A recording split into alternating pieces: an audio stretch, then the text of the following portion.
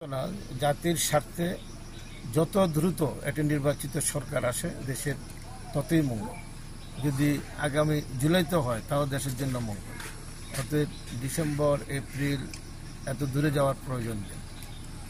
আপনাদের এদেশের সর্বশ্রদ্ধেয় বিচারপতি শাহাবুদ্দিন তখন 90 দিনের মধ্যে আগেই 6 ডিসেম্বর এরশাদের পতন হলো। উনি 7 তারিখ রাষ্ট্রপতি হিসাবে তত্ত্বাবধায়ক সরকারের প্রধান হলেন।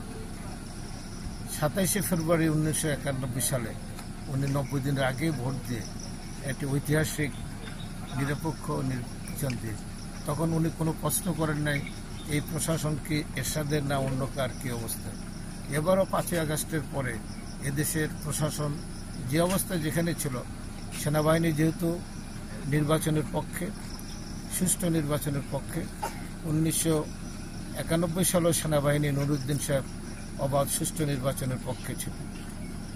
অতএব এদেশে একটি সুষ্ঠু নির্বাচন যে কোনো মুহূর্তে, এবং নির্বাচন কমিশন বলেছে আমরা যে কোনো মুহূর্তে 1 মাস 2 মাসের নোটিশে আমরা নির্বাচন করতে পারি। অতএব এপ্রিল মাসে যে নির্বাচনের তারিখটি ঘোষণা, এটা একটি দূরবসন্ধিক বলে আমার কাছে মনে হয়।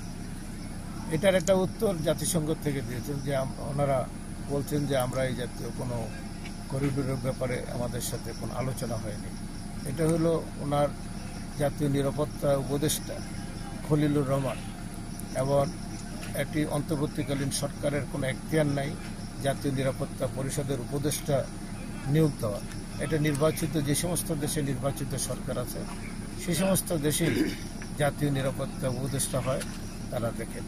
কারণ জাতীয় নিরাপত্তা উপদেষ্টা উনি যাকে করেছেন উনি দীর্ঘকাল বিদেশে ছিলেন, একটা বিদেশি পাসপোর্টধারী লোক বাংলাদেশের জাতীয় নিরাপত্তার দায়িত্ব গ্রহণ করতে পারেন। এখানে আমাদের সেনাবাহিনীও আমাদের মাননীয় প্রধান উপদেষ্টার সাথে একমত হতে পারেন।